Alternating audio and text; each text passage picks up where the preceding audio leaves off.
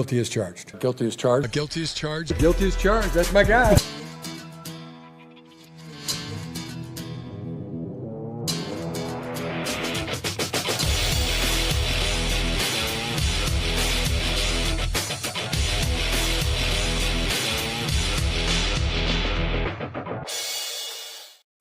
Hey, what is up, everybody? Welcome to the Guilty as Charged podcast, coming to you live on a Tuesday evening. My name is Steven, and I'm back from a little weekend hiatus in Utah. Shout out to Alex Insdorf and Tyler for covering me this weekend. It was fun jumping in the show, and you guys did a really good job of, covering the mid-season awards, which are always a topic that we have some good feedback from. So appreciate you guys jumping in. The Chargers are 10.5-point favorites this weekend in Nashville. So Tyler and I are not doing our usual full preview business this week. And Tyler's also got some different arrangements on Thursday night. So we're doing a bit of a Titans are trade deadline sellers / Chargers preview. So we're going to mix in both topics here. Should be a fun conversation either way. We always have a good time, and should be interesting to see what the comments are about this one. Lots of Jeffrey Simmons stuff already I see in the chat, which we'll touch on. But joining me as always is my good friend Tyler. Tyler, what's up, man? How you doing tonight? Doing very well. I went to sleep before the Dodgers even got to the 13th inning. So if you're a Dodgers fan and you watch that game all the way to the end, you're probably really sleepy. And right now, Dodgers are down 2-1 to the Toronto Blue Jays. So good luck to you. I have no opinion on the Toronto Blue Jays. I don't think anybody in our chat has any opinion of them. So thank you for watching if you're here. And if you're coming back later because you want to see the Dodgers, hope you won. Yeah. Last night was crazy. Everybody listening knows I'm not like a huge baseball guy, but Shohei Ohtani is just unreal, man. I don't think I will ever see a player of this caliber in any sport in my lifetime. Like, this is like, if I don't even know, man. This is if like Justin Herbert were also playing pass rusher and like getting 14 sacks a year. Yeah. If Aaron Donald were also like the best guard in the league, like that's what we're looking at right now. It's crazy.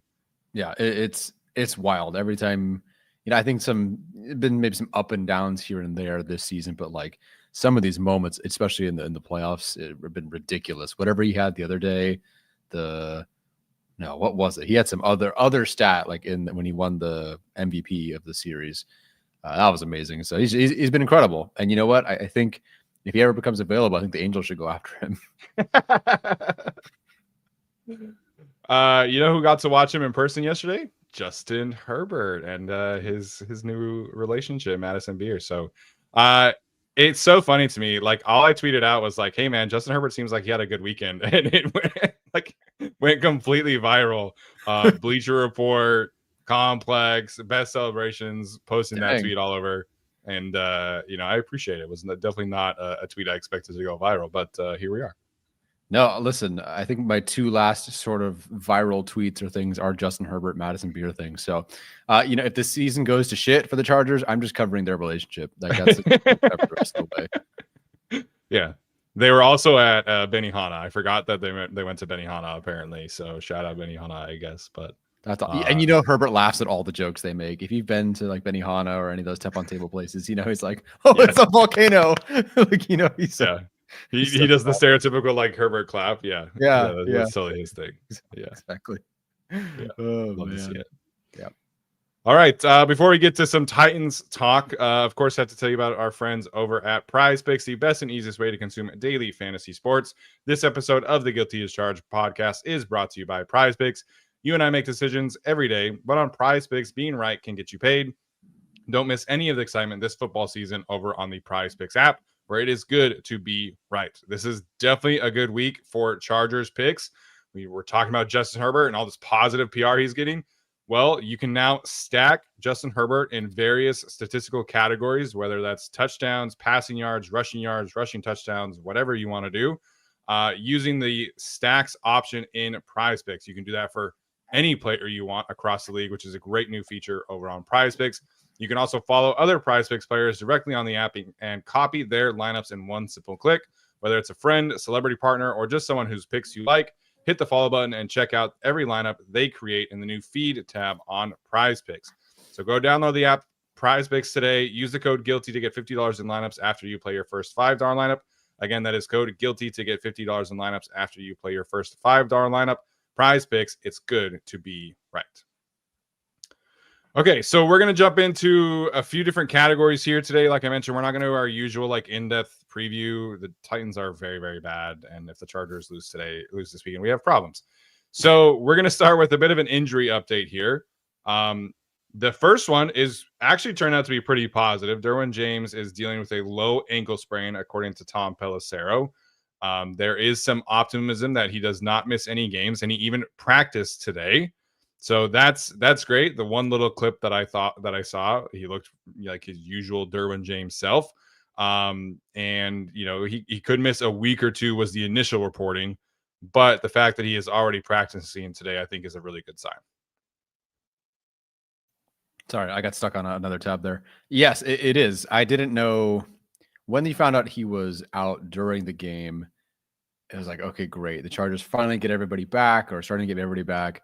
And then there goes Derwin James, who wasn't playing like awesome the last 4 or so games, but you're hoping everybody can kind of come back together. So the fact that this is it is awesome. We will get to Tarheeb still in a bit, but it at least answers the question that I did have, which is, well, if not still and not Derwin James, who plays the slot? Right. But I don't really need to worry as much because that will be obviously Derwin James. Yeah, that if Derwin can play, it obviously it changes the entire game. But yeah, the Titans are the kind of team where if you are missing Derwin and Tarheeb still, I feel okay about it. They don't really have great receivers, and Calvin Ridley has missed the last 2 weeks with a hamstring injury. So, there's some optimism there. But next week against the Pittsburgh Steelers, man, like you got to have Derwin James and Tarheeb still, who are your best tacklers in the secondary out there in some capacity. So we'll see about Tarheeb still. The official diagnosis from Ian Rappaport is that he has an MCL sprain. He could miss 2 to 4 weeks. Obviously, that's not a great situation, given the Chargers bye week is in a few weeks from now. Maybe there's a chance he avoids injury reserve. But it just is another kind of, thankfully the Chargers have not dealt with a ton of season-ending injuries outside of Najee Harris and Rashawn Slater. But if everybody's coming back on offense, and now the defense is starting to deal with stuff, it just is rather unfortunate.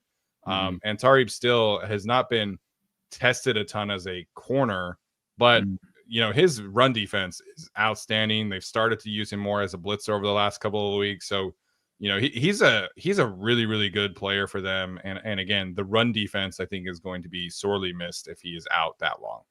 Yeah, that's a big drop off, TBD on how much Derwin can play, but whether it's in the slot, outside, you name it, I love the stuff he does in the running game, the physicality. I don't think he's been targeted.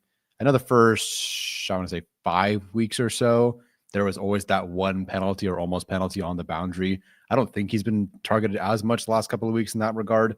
Not that the offenses have been all that great. Not that Carson Wentz was exactly slinging it the last time we saw them, but yeah, that'll be a bummer because if it's not him and if it does not end up being Derwin and you have to turn to a Jasir Taylor, I think Taylor does have occasionally some of that physicality in the run game as a tackler. Like he can work underneath and tackle okay. And then sometimes it's just kind of a hot mess. So yeah, Tarheeb still, they are okay. They can weather this storm without Tarheeb still, but I just really wanted to see him continue his season for, better or worse. Some ups and downs, but I wanted to see him as a year 2 player keep going. Yeah, no doubt. In terms of the slot options, obviously Jasir Taylor, who you mentioned, is the one who replaced him during the game. Actually, Tarheeb replaced Derwin, and then Jasir replaced Still in the slot. And I know Chargers fans are not super optimistic about Jasir Taylor, but the replacement in the slot, if Derwin and Tarheeb Still are not active, it's not super cut and dry. So everybody is saying oh, this could be a Nico Reed spot, and it could. I'm not going to sit here and say that it's not going to be a Nico Reed spot. He was projected to be a slot corner in the NFL. That was his write up, among all of the major draft people. But he played 8 snaps in the slot in the preseason. All of the rest of his snaps were all outside.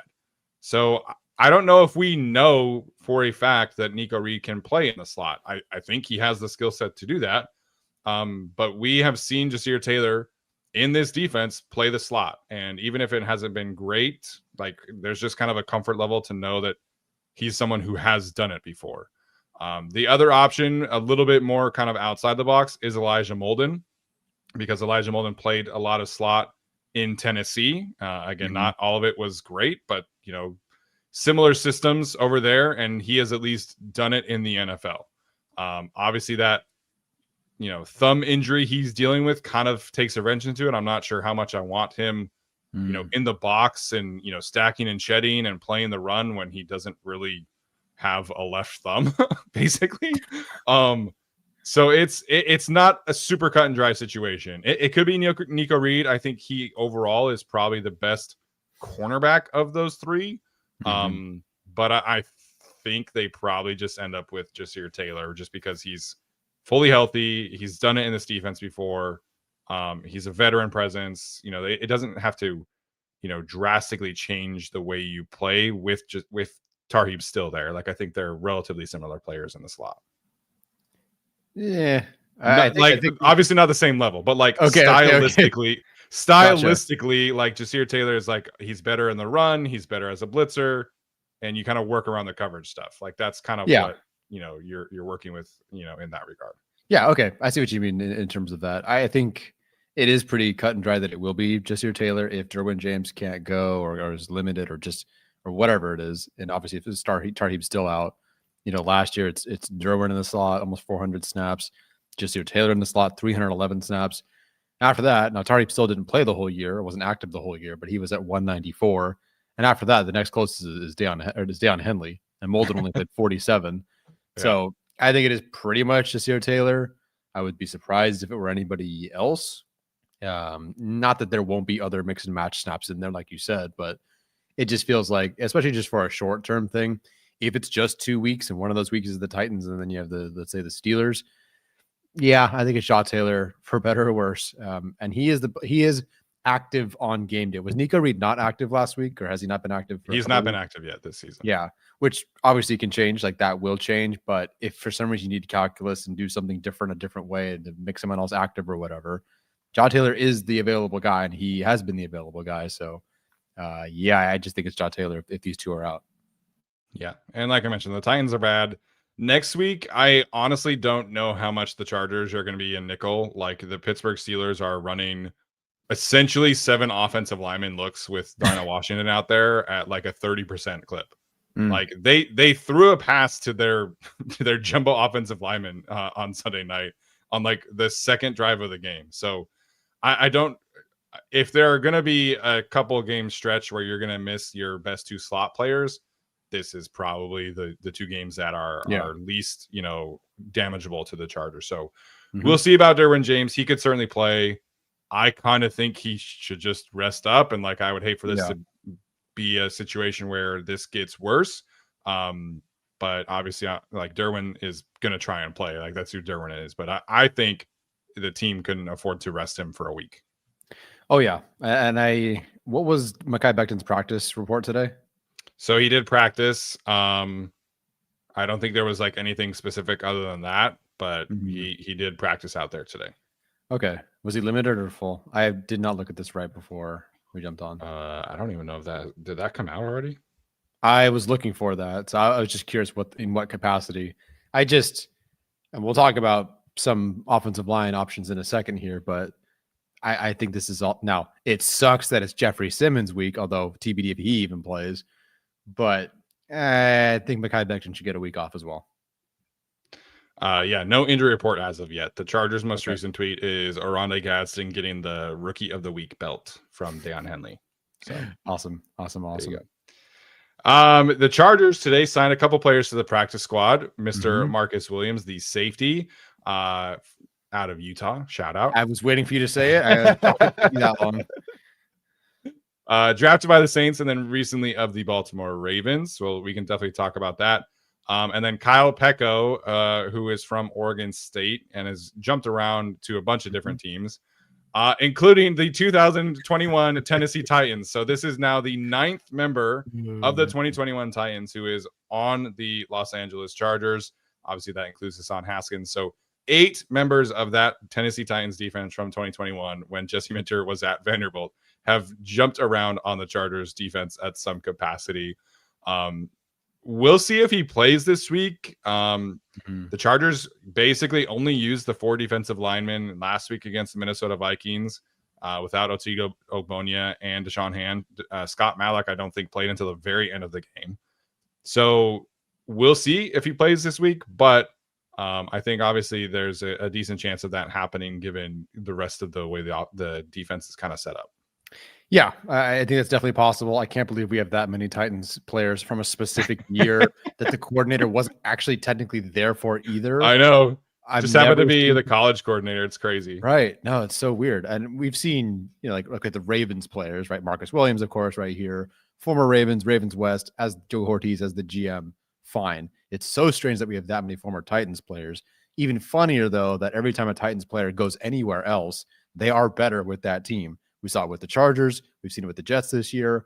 I bet you, oh my gosh, what's his name? He just went to the Rams. Oh, Roger McCreary. Thank you. I bet you he ends up being great for the Rams. Also has a great Probably. pass rush in front of him, so that makes things easier.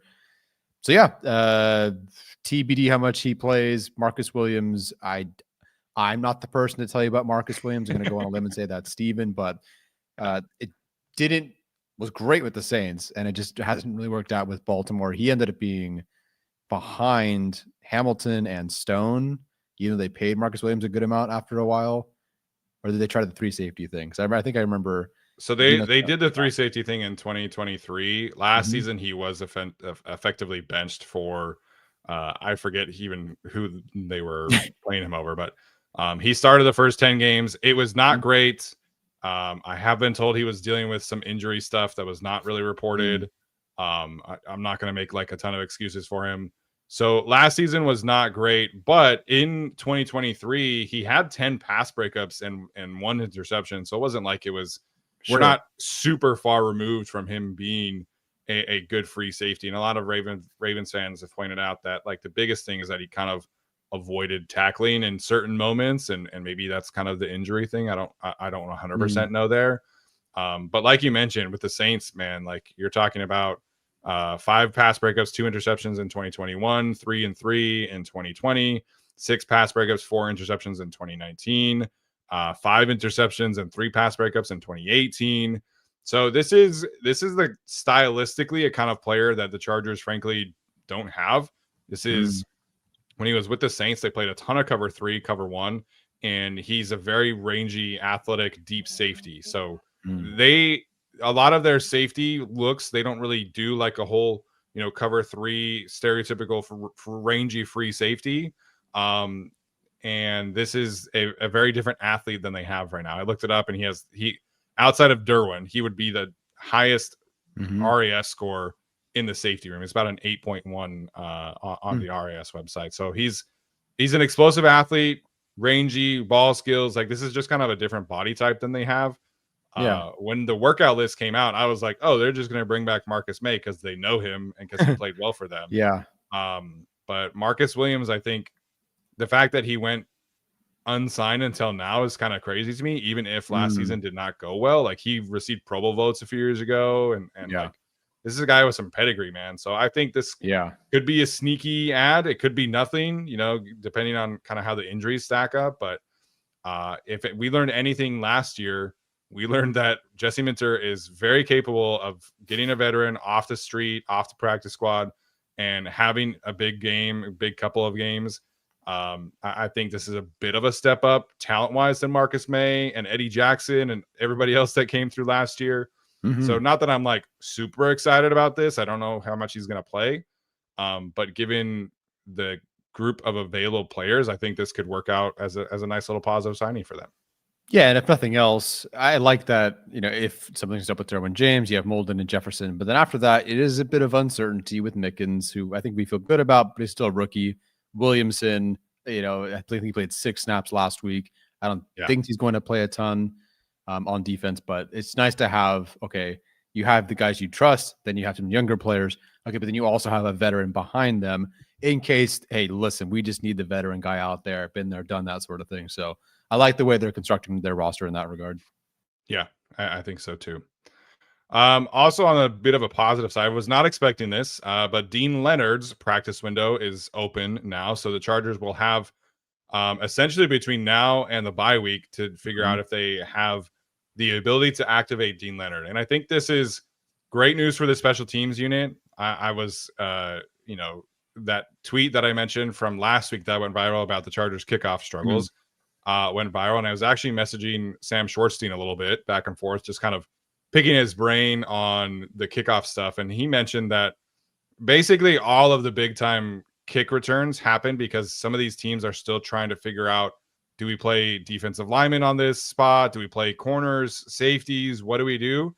And his data is pointing to the more speed you have out on the kickoff coverage unit, the better. And the Chargers, they have 2 edge rushers and Justin Eboigbe out there, and Eboigbe's had some cool moments there, and Caleb Murphy had some cool moments. But like, I think getting Dean Leonard out there instead of one of these defensive linemen would really help things going forward. He's a good tackler. We know he can, has some coverage ability too. So I'm very curious about the roster construction. How do they do this once Dean Leonard is actually ready to go? But I think for special teams in particular, this would be a great return for Dean Leonard. Yeah, and ultimately he's one of those guys. I think, I don't know, for a time being, I thought even more so than Jasir Taylor for Ryan Ficken. So yeah, if he comes back, I'm happy to see him out there. If he can kind of come back with, I don't know when, but Josh Harris at a certain point, you just kind of get back to that group that was that best special teams group in the NFL. They've already rebounded a little bit, so things are already more positive, but Dean Leonard being out there would be nice. If there's any injuries in the secondary, I think you and I are fine with Dean Leonard being an additional option for them out there in case of emergencies. So yeah, getting him back would be nice. Yeah, they've had a ton of turnover at special teams. Basically Jasir Taylor is the only one that's really been out there over this season from Ryan Ficken's like main core group from the previous years. And obviously Troy Dye's, pegged as that guy, and Del'Shawn Phillips and stuff like that. So Dean Leonard coming back, I think is great. Demetrius Jones asking if could this free up Thule from his special teams duties. I don't know enough about how the Chargers really are trying to play this new kickoff rule. But based on my conversation with Sam Schwartzstein, it makes sense to get smaller bodies out there and faster bodies and be able to kind of cover up from some mistakes. So I think that would be a good thing. I think getting the 300-pound defensive tackle is probably also a good sign or a good idea off of that. So it's just, can you make this work from a roster construction standpoint? What does this mean for Nico Reed? Is this somebody that you put back on the practice squad instead? What does this mean for Kendall Williamson? What does this mean for Archie Mickens? I think is kind of the question mark of Dean Leonard coming back. Yeah, I am curious here. I mean, it depends on the injuries at the time of activation. I mean, Mickens, I think, is fine and safe. Maybe there's an inactivation, but I just don't really see that. Molden also dealt with his own injury issues. I think Mickens is fine. It really comes down to Williamson or Reed. I don't know how they would play that one. Like the instinct is Reed because he's been inactive, but like I don't know. Williamson, I don't know. I guess for now it would have to be Reed. Are you answering the IR one? No. Oh, okay. JK, sorry. You're good. So yeah, good news there. We'll see what happens from a roster construction standpoint, but happy that Dean Leonard is getting healthy. Did not put this on the screen, but Josh Harris remains on IR. That was the only update Jim Harbaugh gave about that. So a lot of people have kind of asked like what happened there. We never got a firm answer of this is a specific injury. But remember against the San Francisco 49ers, he was covering a punt, kind of got twisted awkwardly and was holding at least his knee. I'm not quite sure exactly what happened there. What exactly is the diagnosis? Initially after the game, there were a couple people who were there and was like, yeah, Josh Harris was like barely limping. And then it was like, boom, IR. So he wasn't placed on season ending IR, which is a good sign. If that were a season-ending injury, that would have been season-ending IR, like it was for Junior Colson and Rashawn Slater, obviously. So we'll see. But Rick Lovato is on very thin ice, man. Like 2 bad snaps last week. It didn't cost the Chargers the game, but it cost Cameron Dicker 3 points. It cost the Chargers 3 points.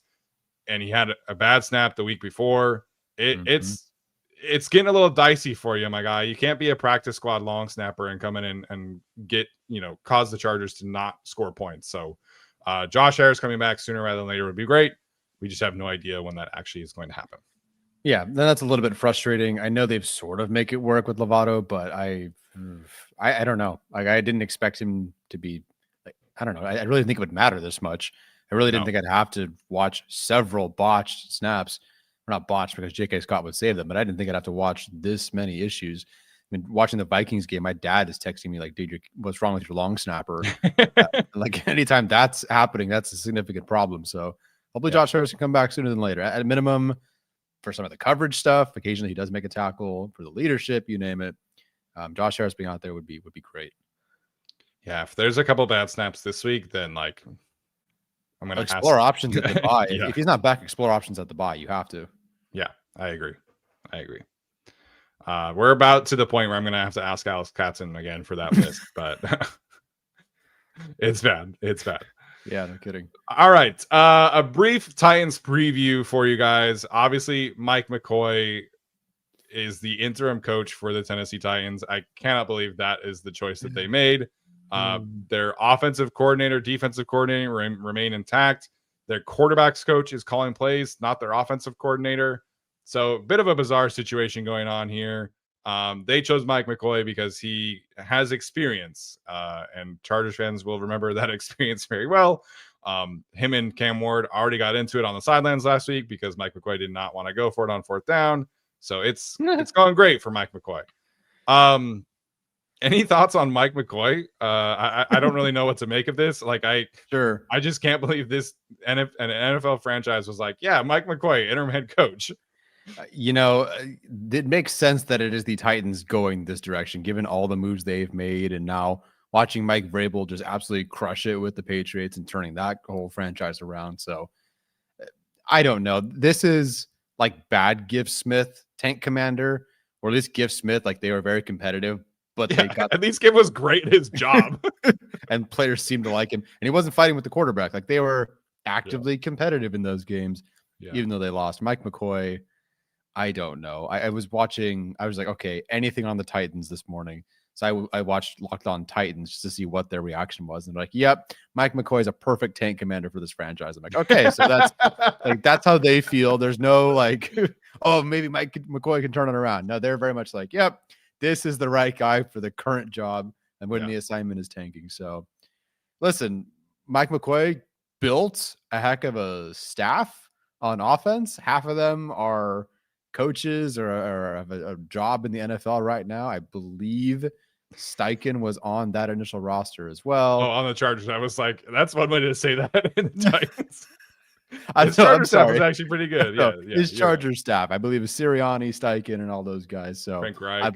Frank Reich. I apologize. Not there. I don't know. Be prepared for the halfback dive, everybody. Steven, you weren't watching the 2013 season, right?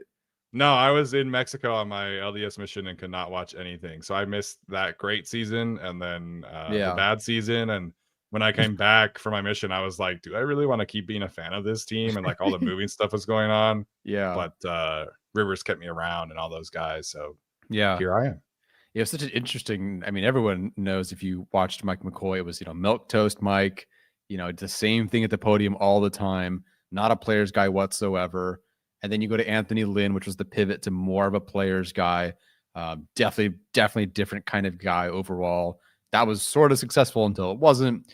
Then you go to the defensive coordinator genius type, and then that obviously clearly did not work. And then they go to they basically Mike McCoy is part of the path that led to Jim Harbaugh. Like, okay, these did not work, therefore let's go for this guy. So Mike McCoy has still won more playoff games than Jim Harbaugh with the Chargers. And more than Brandon Staley with the Chargers. So at least there's that. But I think that was maybe more of a product of everybody else. Yeah, that was a product of Phil Rivers mostly. Pretty much. Yeah. Mm-hmm. So the Titans entered the season, I think, with a lot of people believing their defense would be the strength of the roster. That has not really panned out. Specifically, I think for the Chargers is they're going to want to run a pretty similar game plan to last week, where I think Greg Roman deserves a lot of credit. We didn't get to talk about this a whole lot, but the Chargers ran 12 or 22 personnel at a really, really high rate last week, and it worked. They were extremely successful that way. That should continue this week. And again, positive game script probably should, equal a good rushing performance this Sunday. The Titans specifically against 12 personnel, which is 1 running back, 2 tight ends, is 27th in EPA per play. And they are 26 against 22 personnel. They've only faced 22 personnel about 18 times, but they are giving up a lot of explosive rushes in those 18 snaps against 22 personnel. So Greg Roman, let's keep Justin Herbert super clean. I don't think we need to see him throw the football more than 20 times. Let's just pound the rock and get into these 12 personnel, 22 personnel sets and make the Tennessee Titans stop the run, because I don't think they can do that. We're going to hate the first half of this game too, by the way. Greg Roman's going to do something stupid. They're going to go 4 verts in the red zone. They're going to kick a field goal. They're going to be up 10-3 at halftime, and we're going to be pissed about something. I think they'll end up winning this game, no problem. But I don't know. The opening script, this and that, whatever. Yeah, the Titans are very bad. Like, if I was trying to think of if we did an actual Titans preview, what slideshow theme could I do? And I thought of okay, what are the Marley and Me endings or Old Yeller endings where it's just put the dog down? That was just going to be the theme, the entire set of slides, because it's just you gotta shoot this thing. These Titans are terrible. Anybody right now, go look at their depth chart. I have it to my right, and it's just there's one great player on that roster, and almost nobody I really have any significant interest in or think that they can turn into a superstar. I liked a lot of these players. I'm sorry, Devondre Sweat, right? Maybe it could be something. But otherwise, I mean, they're bad. Take the Chargers roster when they were all hurt in 2015 or 2014, that season, and then put Mike McCoy, and that's just kind of what they have. Except Cam Ward is not Phillip Rivers. Yeah. Definitely not. So regarding Cam Ward, he's not being set up to succeed very well. It's just not great for it's not a great environment for his specific skill set. And he even said, as Thomas Martinez pointed out this past week, said, we ass. So Cam Ward knows it. I think the thing with Cam Ward coming out of college was that he tried to be a little bit too much of a run around and scramble guy, took some bad sacks and things like that. And that has continued in the NFL. He has the highest pressure to sack percentage in the NFL of any starting caliber quarterback, and by a lot. It is a significant lead by Cam Ward. So the Titans haven't had a full offensive line yet in basically any game. Dan Moore's missed some games, JC Latham's missed some games, their left guard missed some games. So we'll see what happens from a health standpoint, but it's not an offensive line that really scares you. Obviously, Lloyd Cushenberry, who we'll talk about in a minute, is a pretty good player, and JC Latham, we'll see. They enter the season with Bill Callahan, so everybody's kind of their offensive line is going to be great. It's not been a very good unit, and Cam Ward takes sacks at a really high rate. So if you're on Prize Picks over there on that app, I would definitely look into some Khalil Mack numbers, Tuli Tuipulotu numbers, Odafe Owe. Given the game script, I think this could be a long day for Cam Ward.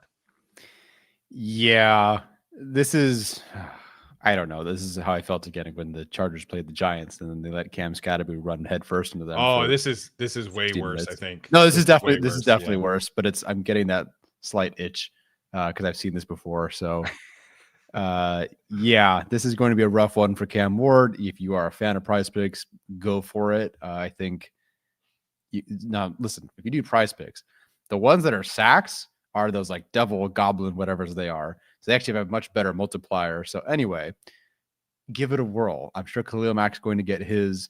We know Tuli against generally most of this Titans offensive line before has had some success. Mm-hmm. It's a bad group. I don't think Jesse Minter's leaving for this team. I don't think you can. No. And I know he loves Nashville, but like, no, you cannot take this job. Yeah. And the owner has shown, like, if you don't turn this thing around in 2 years, you're gone. So it's just not a great situation. The Titans pass catchers, obviously Calvin Ridley again has missed the last 2 weeks, but overall as a unit, they are 7th in the league in drop percentage. It has been a mess. Cam Ward's completion percentage over expected is, I think, 2nd worst in the league, and that is mostly because of his pass catchers are not doing him any favors. Like it is really, really bad. So they have a lot of penalties. They drop the football a lot. They take a lot of sacks. It is not a good offensive situation for right now for the Tennessee Titans. The one silver lining for the Titans, who you mentioned, has been Jeffrey Simmons, who's been awesome, but he's hurt right now. He's dealing with a hamstring injury. He did not play last week.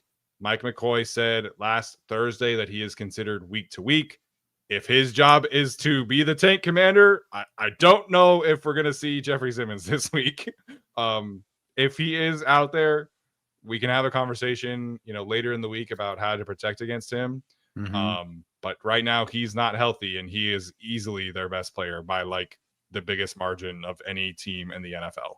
Yeah, I mean it's sad for him because he started the year, for better or worse, with the Titans and how they were doing. He was awesome. I mean, people were saying like this is the best defensive player in the NFL this year to start the season. There was that rep against the Texans where he hit CJ Stroud in like 0.4 seconds or whatever it was. It's like an impossible rep, but yet he got the sack immediately. Just some great great stuff. But yeah, if he's hurt, I mean, you talk about the receivers and how they're not helping. I mean, it's Chargers fans are so big on their reactions, right? And we're guilty of that too sometimes. But like, we have the worst receiving core in the league. Hurt Calvin Ridley, Van Jefferson, Mason Kinsey, Bryce Oliver, Chim DK, and Elik Ayomanor. Like these are players that we've liked, but that's Ayomanor has been like he's had some like decent moments for them. Yeah. Good prospect, but boy, like that's your wide receiver one, folks. That's your wide receiver group. Yeah, so people were complaining. Chargers fans are complaining about this group. Holy moly, this should be a good game for the Chargers defense. But yeah, Simmons probably not playing. I don't think if you're trying to do the whole tank commander thing, protect your asset. Heck, even if you think you're going to be trading Jeffrey Simmons, which they're not, but even if you think that is what you're doing, you're not playing him this week because you want to trade him at the deadline. So I don't really think he plays. At most, maybe he's limited. Just sit this one out. Make it easy for us. Let my Zion agenda, continue. Give Bradley Bozeman a break or something. I don't know. Bozeman's still going to get like absolutely cooked by Sebastian Joseph Day this week, though. That'll be the fucking nail in the coffin. A lot of Chargers fans, man. People are gonna be pissed. Sebastian Joseph Day had like a 3% pass rush win rate against the Chargers, and he's gonna just destroy Bradley Bozeman on Sunday. It's the defensive tackle Rex Burkhead game. Like, holy cow! Aaron Donald, who? Yeah, exactly. All right. We are going to take a quick break for our audio audience, and then we'll be right back with some Titans trade conversation right after this. Okay. We are not going to bring up Mr. Jeffrey Simmons as part of this conversation. Adam Schefter and Ian Rappaport have already said that the Titans are not going to make Jeffrey Simmons available. His contract also is not going to make him available. As it currently stands, he has a $17.5 million base salary. His cap number is $22.98 million. The Tennessee Titans would have a $15 million dead cap hit for this year, $15 million dead cap hit for next year, and $10.5 million dead cap hit for 2027 if they were to trade him right now. So basically, Jeffrey Simmons is not getting traded, you guys. So we're going to get that conversation out of the way. We're also not going to bring up Lloyd Cushenberry here. Lloyd Cushenberry, also a similarly bloated contract. Mm-hmm. And there has been exactly one starting caliber center to be traded in the season since like 2020. So not talking about those two players. We are going to talk about Kevin Zeitler today, though. Yeah, we will talk about Kevin Zeitler. I believe we talked about him in the offseason as well. Look, guys, there is no more Guilty as Charged podcast thing we could do than opening the trades target episode with, we're not talking about the players you want. We're talking about Kevin Zeitler at age 37. That's basically there's no 37? more. But you had to even think about that, right? Like he's definitely 35 or something. Like he is an older guy. No offense. He's doing great. 2024, again, 1,000 snaps for Detroit, almost a 98 pass blocking efficiency, which is pretty solid. 87.2 run block grade. Spoiler, we goes to the Titans and isn't as good. Everything this year is not working for the Titans this year, whether you're a new player, returning player, you name it. This year, 411 snaps at right guard, 97.7 PBE, so not as bad. 66.8 run blocking grade. Why trade for him? This is a combination of us just, are you guys talking about the offensive line again? Yes, we are talking about the offensive line again. The Chargers could definitely use depth, and frankly, at this point, they could maybe even use a starter.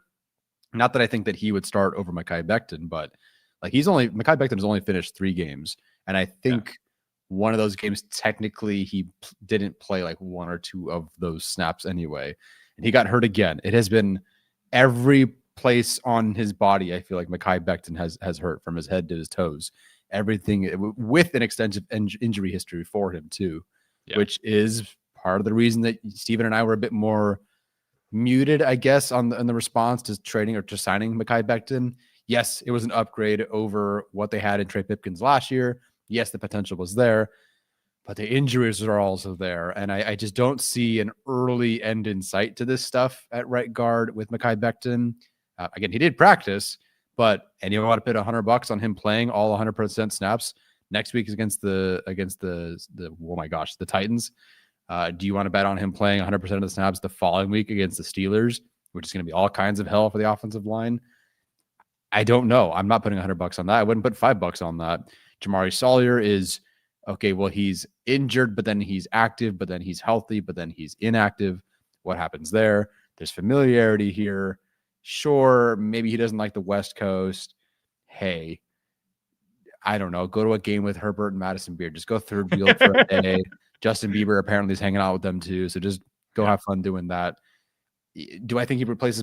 Is this a Mekhi Becton replacement? No, but this is an addition of a very much older veteran player. I think Steven looked it up and can tell me that I think they do need 34. Okay, not 37, not 37. My bad. But he turns 35 in 2 weeks. So okay, so he's 35. Which, to be fair, I'm getting to the point where I'm the old fart veteran. I'm getting very close to that age, but I don't have the mileage. Yeah, I think, obviously the Chargers could have signed him if they wanted him in the offseason. And again, he does not like the West Coast for whatever reason. But I think the Chargers need some kind of backup addition at guard. They very clearly do not trust Jamaree Salyer right now, whether that's a health thing or whether that's a play thing. And I think some of that is justified. I don't think he's playing his best football right now. And you cannot head into the back half of this season with Foster Sarell as your swing guard. I'm sorry, Foster played okay, but he allowed 6 pressures and pass protection one-on-one was a major issue. So the Chargers have to do something at backup guard for me. And, they somehow are getting honestly, pretty decent play from Bobby Hart right now. Mm-hmm. Maybe there's a Bobby Hart at guard out there that they could find and work their magic a little bit. But they have to do something at guard. Is this a situation where Kevin Zeitler wants to come be a backup, or maybe he's, him and Mekhi Becton can have a competition? I don't really know the specifics of how this would work out. I just know that the Chargers need help behind a player who has dealt with a lot of different injuries, like you mentioned. Mm-hmm. And I'm stunned that he was practicing today. He very visibly could not give it a go during the game, during the broadcast. And now he's practicing 6 days later or whatever it is. I don't know how much I trust this situation with Mekhi Becton. Yeah. Obviously, if he gets injured this week, and you have to go make a move for a starting guard. And Kevin Zeitler would be perfect for that. So, does Zeitler want to come be the backup? I don't think he wants to be a backup. But if you're him, do you want to really just sit here and be on the worst team in the league for the maybe the last season of your career. Mm-hmm. I don't know, man. Like, at least go be a backup on a good team who has a chance to, make a run. So whether it's Zeitler or somebody else, I think the Chargers have to make a move at guard just because they don't have a backup they trust. That a backup I trust, certainly not. And their right guard is dealing with 4 different injuries right now. Yeah, it's awful how many times we've messaged the group chat and like, oh, is Becton out? Yep, Becton's already out. Like, what happened? What the heck happened 4 plays into this game, 12 plays into this game? If the Chargers want to make that postseason run, they need somebody. I just don't believe Mekhi Becton is going to be available and active, and this is not going to get any easier. We're only at the sort of kind of midseason of the season. We have a long way to go.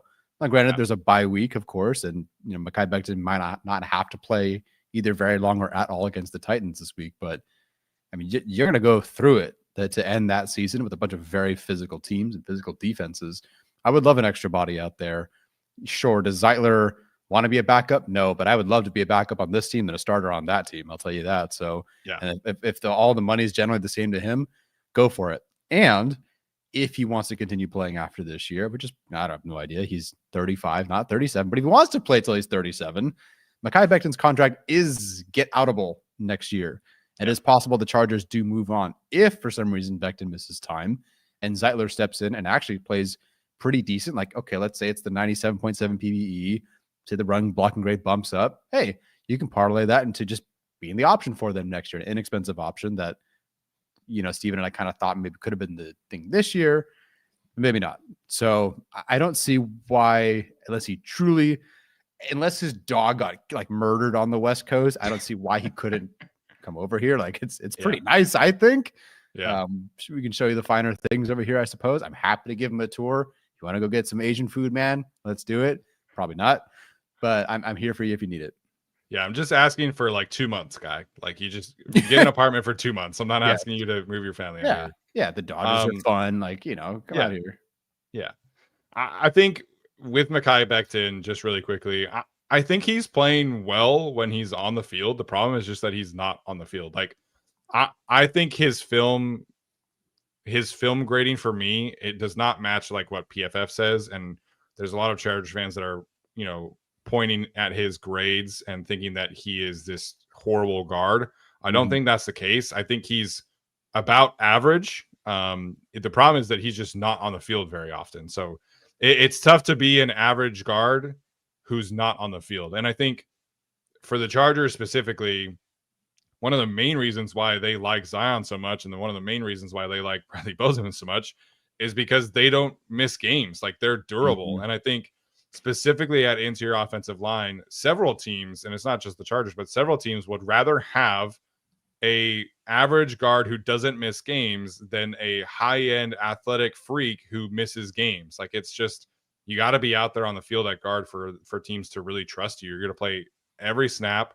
You're taking a beating every single week. And if Mekhi Becton can't hold up from a health standpoint, I do kind of expect them to move on. Like I don't think Jim Harbaugh and this group are going to, sign up for this again if Mekhi Becton, is playing 25 snaps a game essentially because he's always hurt. So I do think that his play has been better than Chargers fans are making it out to be online. But does it matter if he's going to miss, a third of every single game? Then no, I don't think that matters at all. Yeah. I mean, this is a guy that is on pace to play 700, almost 800 snaps every year his career, and over 1,000 snaps, except for the season he played 991 every year since 2015. Like this guy's like kind of the perfect example of be there every day sort of stuff. He's saying there every snap, same idea, just available. And the Chargers need that. Yeah. And there's no transition for, not that Becton is transitioning to right guard right now. He's already done that, but there's no more learning curve. It's like, you go play right guard, go. And there's no question about whether he can do that even at a high level.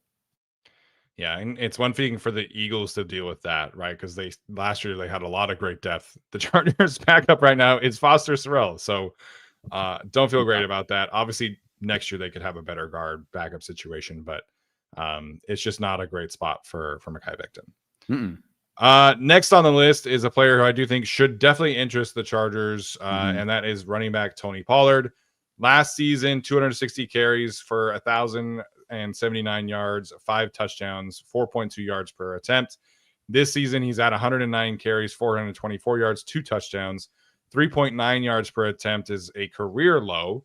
But again, lots of coaching issues, lots of offensive line issues. This is not exactly a great situation for Tony Pollard to be in as a running back. Lots of, production here, lots of durability outside of the one like broken leg. He's been very healthy, which I think is good. So why would the Chargers trade for him? We have no idea what's going on with Omari Hampton. He was in a walking boot after the game this past week, according to Daniel Popper and others. Jim Harbaugh was asked about it today and said that he's still on injured reserve, but he's making progress. And we know he's going to be out this week because he's still on injured reserve. And that was the only update. So Jim Harbaugh is not going to give us many updates from an injury standpoint. But we have no idea what that's going to be like. Is that next week against the Steelers when he could be activated? We don't know. Is it post-bye week? We don't know. I don't think it's season ending, or else I think we would have that kind of information. Yeah. But if this is, a multi, if this is an 8-week thing instead of a 4-week thing, that's kind of a problem for the Chargers. And Kamani Vidal has played really, really well. 200-yard games in the last 3 weeks. They need help. Hassan Haskins is injured. They cut Naeem Hines today. They have Jarrett Patterson. That didn't look great on Thursday night. So Kamani Vidal needs help. They need another back anyway. Tony Pollard, I think, makes a lot of sense because, he is this explosive running back. He can catch passes. He kind of fits what they seemingly want to do right now with that kind of running back. So yeah, I think there are other pure running backs who I would rather trade for, just given the contract situation here and like trade acquisition costs. But Tony Pollard is absolutely on my list. Like, I think he's a good running back who could help Kamani Vidal and then help Omari Hampton when Hampton is back. I think this one makes a lot of sense for both sides here. Yeah, I completely agree. And if Hampton, excuse me, if Hampton's back soon, great. You have a nice 1, 2, 3. If he's not, great. You have another option for you. I think Vidal will be fine. But I'm not forgetting, not that it's all his fault, but the game in the middle against the Colts where the numbers weren't great. He didn't look great. Wasn't a great performance.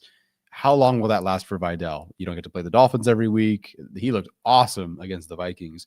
But will that last? I don't know. And the Chargers themselves kind of had to have this problem and suddenly a good problem fall into the laps with Vidal. But they cut him. Like they didn't envision him being a big part of their group this year. And now he's playing great.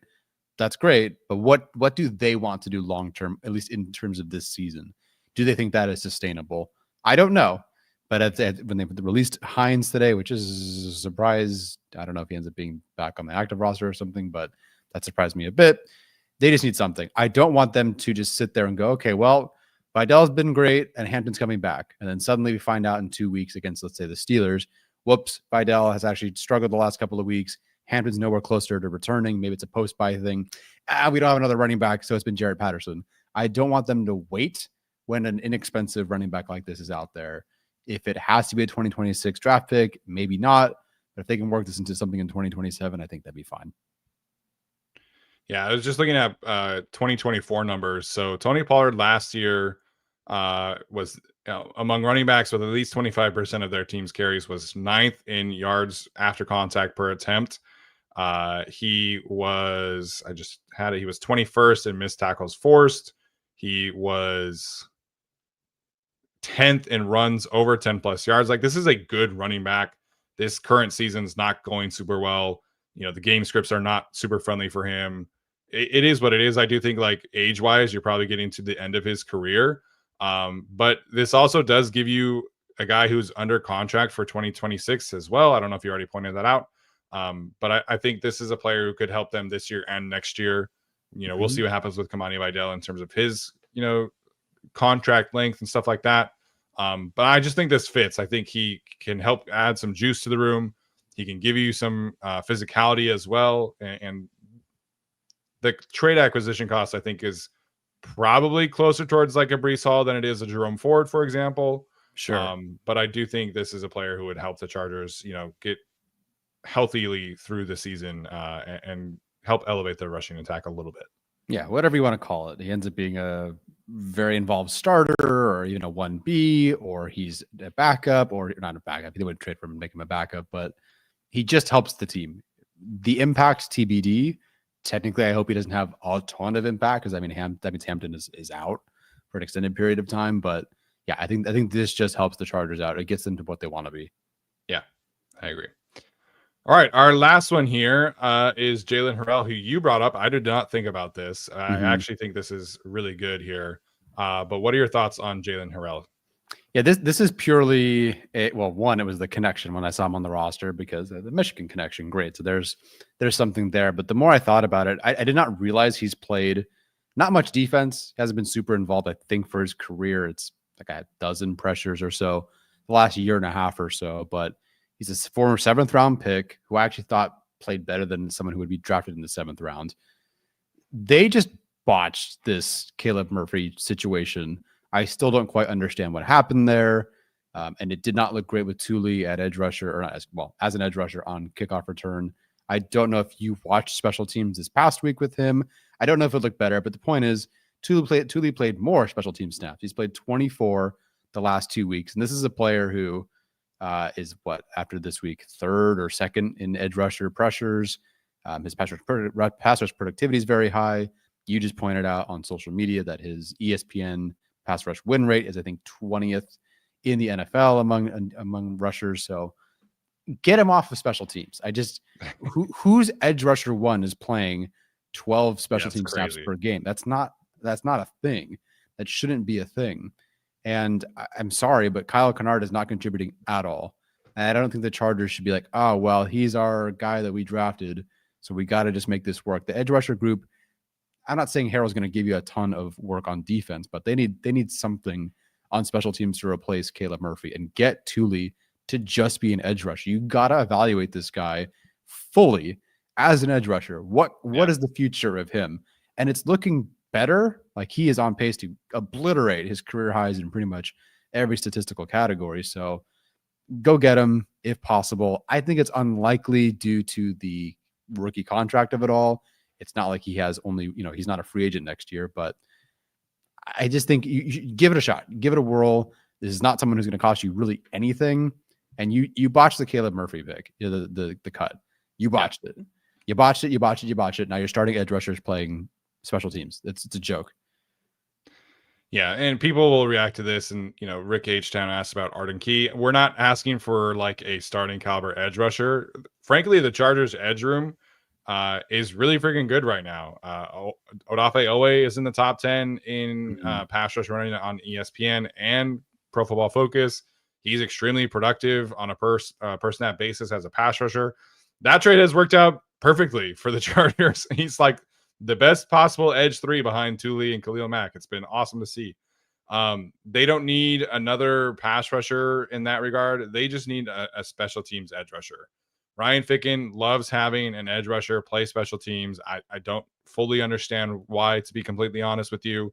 That was Caleb Murphy's job, and he was really good at it. So was Caleb Murphy like an awesome edge rusher on a down-to-down basis? No, that's not why the Chargers had him on the roster. Chargers had him on the roster for special teams.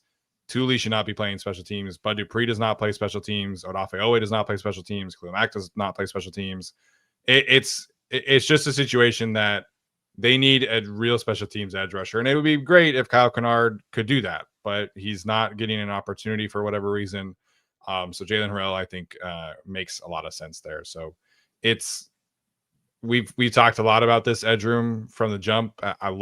Like I mentioned, I love that they went and got Odafe Owe, but losing Caleb Murphy just to keep Bud Dupree on the roster or some other veteran, it makes no sense to me. Like, Tuli Tuipulotu, your best edge rusher, should not be on special teams at all outside of field goal block, which I think is fine. And now he's a core 4 special teams player again and had 6 pressures and a sack and a quarterback hit as well as leading the team in special team snaps. So it's just, it irritates me that we are asking that again of him.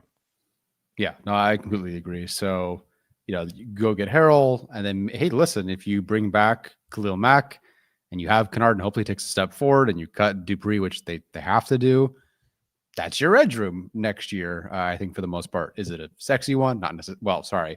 They also have to bring Owe back, but I that feels like they're on pace for that, but we'll see.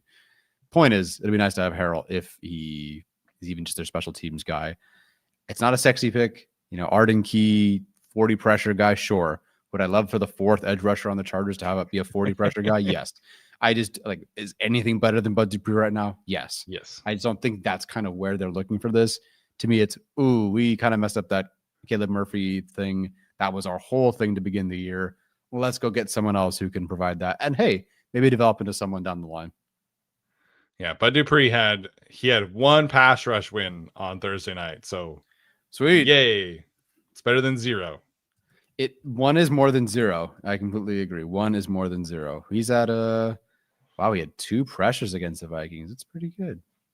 Yeah, one of his pressures, he fell down. Like he literally tripped. Like he had a sack, and if he just stays on his feet, and he tripped, and then Carson Wentz stepped up and ran right into Justin Eboigbe. But if Bud Dupree stayed on his feet, he would have had a literally free sack. I just I do not understand, man.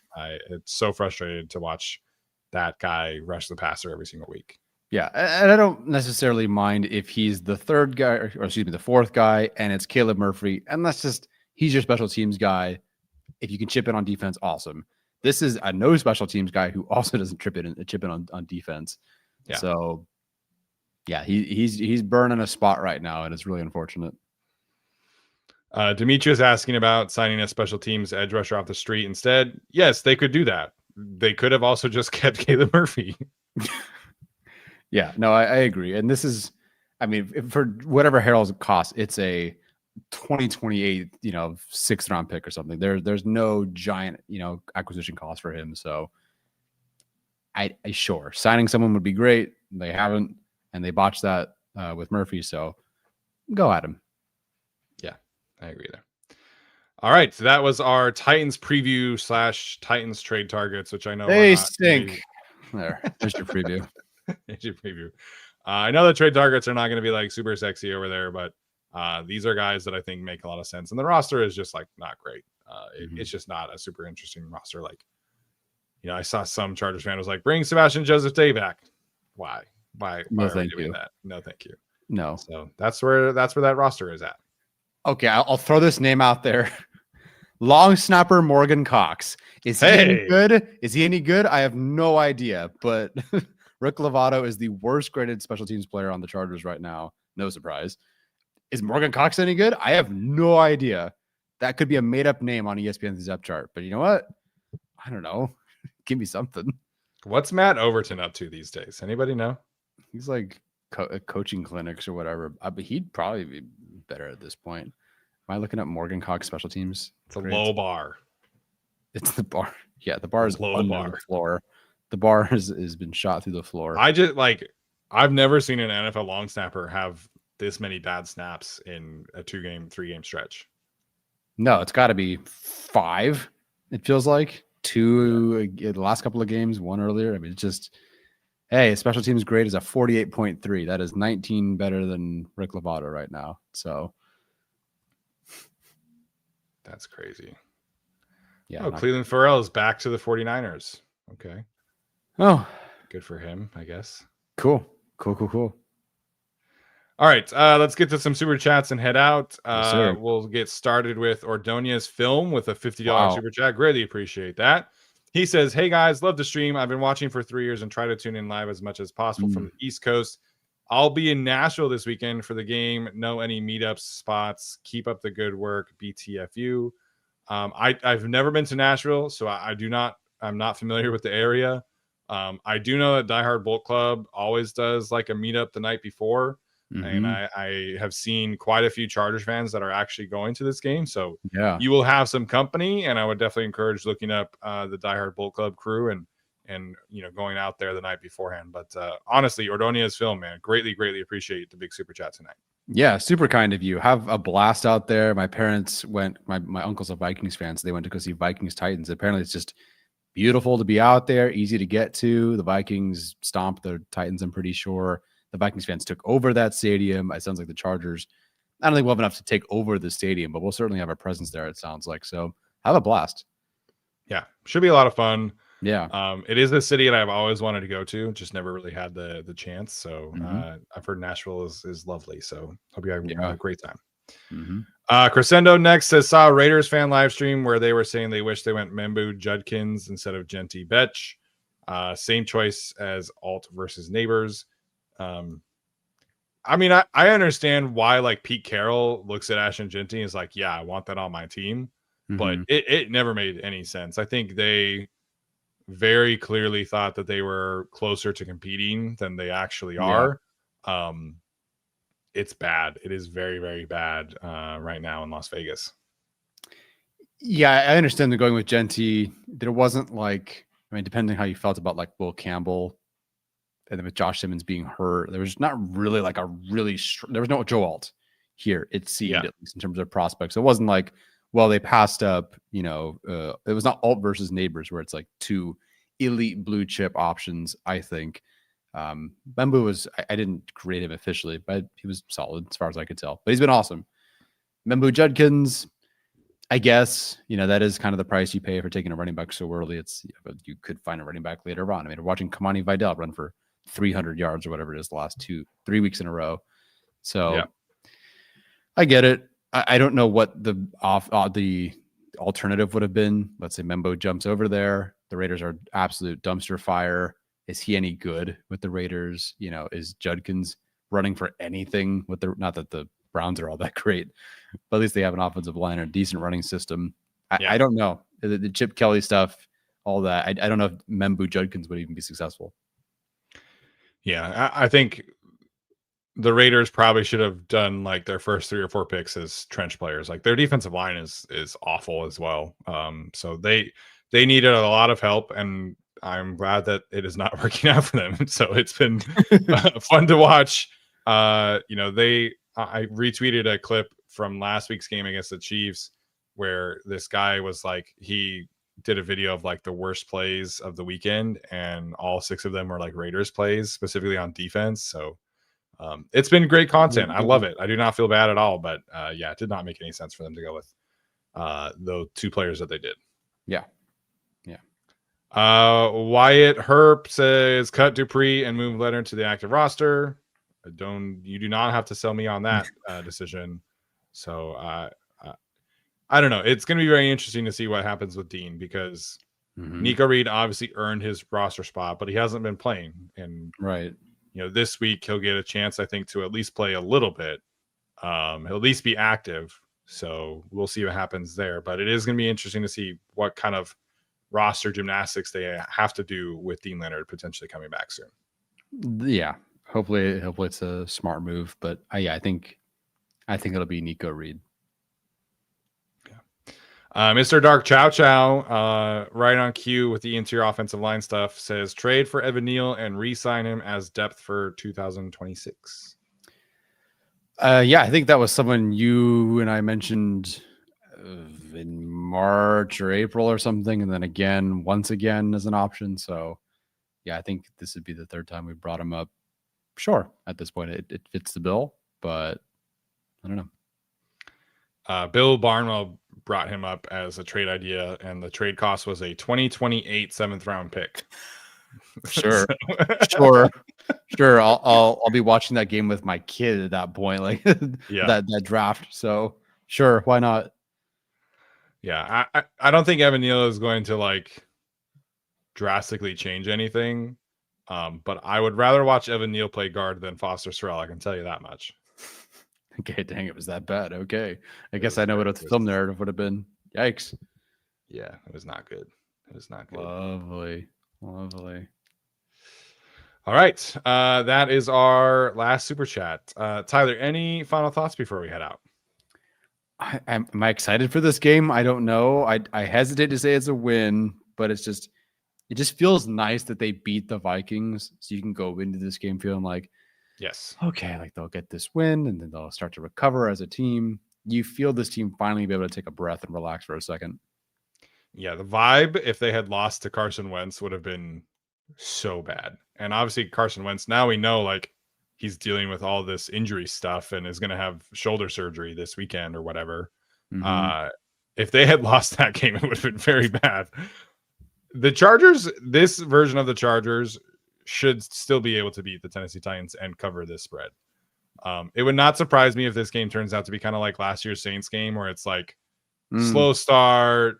Yeah, I think the Chargers winning like 9-3 at halftime or whatever, and then ending up winning like 30-9 or whatever it was that day. Yeah, that kind of script would not surprise me, but I just think the Chargers have too many good players, and especially if Jeffrey Simmons does not play, like the Chargers should easily be able to score 30 points on Sunday afternoon. Yeah, they should be just fine. So we'll be recapping that game right after it ends, and excited to talk about a win. Knock on wood. Yeah. Hopefully the Chargers get a little bit of a winning streak going here before the bye. Would be great. Yeah. All right, guys. That's going to do it for us tonight. We will have some kind of other show later on in this week, but we'll let you know. We're thinking potentially doing another Saturday Q&A, but we will keep you posted there.